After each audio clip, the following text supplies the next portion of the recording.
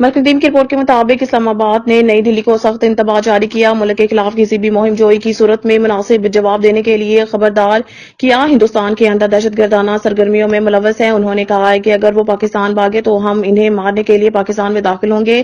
بھارتی وزیر دفاع کے تبصرے دی گارڈین کی لانتی تحقیقاتی رپورٹ کے بعد گرما گرم آئے، جس میں 2020 سے پاکستان میں کم از کم 20 افراد کے قتل کی منصوبہ بندی میں ہندوستان کی خفیہ ایجنسی را کے ملوث ہونے کا انکشاف ہوا ہے۔ رپورٹ میں دونوں ممالک کے انٹیلیجنس حکام کی بصیرت اور پاکستانی تفتیش کاروں کے اشتراک کردہ دستاویزات پر مبنی ہے۔ ہفتہ کو ایک بیان میں دفتر خارجہ نے کہا ہے کہ پاکستان کسی بھی جارحیت کے خلاف اپنی خود مختاری کے تحفظ کے لیے اپنے ارادے اور صلاحیت میں پرعزم ہے اور عالمی برادری کو بھارت اور اس کے گھنونے اور غیر قانونی اقدامات کا جوابدہ ہونا چاہیے۔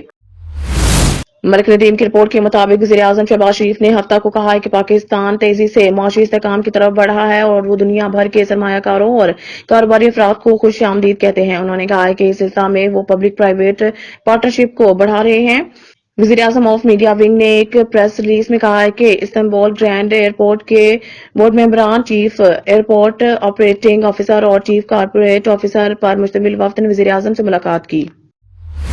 اسلام آباد سے ملک ندیم کی رپورٹ کے مطابق سپریم کورٹ نے آئندہ 2 عدالتوں ہفتوں کے دوران اہم مقدمات کی سماعت کے لیے بینچ تشکیل دے دیے ہیں، جن میں فوجی عدالتوں میں عام شہریوں کے ٹرائل سے متعلق معاملات بھی شامل ہیں۔ عدالت عظمیٰ نے 2 بڑے بینچوں کے ساتھ 11 باقاعدہ بینچوں کو اکٹھا کیا ہے۔ 8 اور 9 اپریل کو اسلام آباد میں سپریم کورٹ رجسٹری 2 بینچوں کی میزبانی کرے گی۔ چیف جسٹس آف پاکستان قاضی فائز عیسیٰ کی سربراہی میں پہلے بینچ میں جسٹس مسرت ہلالی اور جسٹس نعیم اختر افغان شامل ہیں۔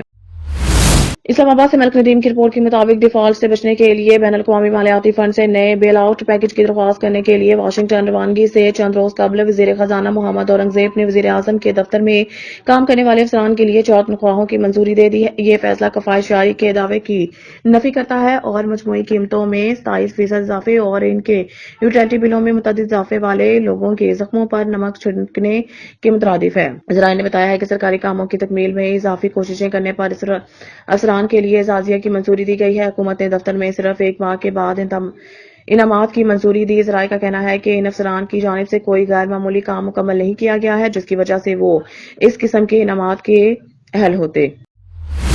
ملک ندیم کی رپورٹ کے مطابق regional police officer Rawalpindi region Babar Sarfraz Alpa نے Rawalpindi chamber of commerce and industry کا دورہ کیا۔ صدر چیمبر آف کامرس اور راولپنڈی ویسٹ مینجمنٹ کمپنی کے چیئرمین ثاقب رفیق نے گروپ لیڈر سے الطاف کے ہمراہ آر پی او کا استقبال کیا۔ اس موقع پر آر سی سی آئی کے سینئر نائب صدر محمد حمزہ سروش، آر سی سی آئی کے ممبران، صدر انجمن تاجران راولپنڈی شاہد غفور پراچا، صدر Rawalpindi chamber of small traders and small industries V P F P C C I Tariq Jadoon سمیت دیگر ممبران بھی موجود تھے۔ صدر چیمبر اور دیگر نے آر پی او کو راولپنڈی ریجن میں چارج سنبھالنے پر مبارکباد پیش کی۔ ملاقات میں 2 طرفہ امور پر تفصیلی تبادلہ خیال کیا گیا۔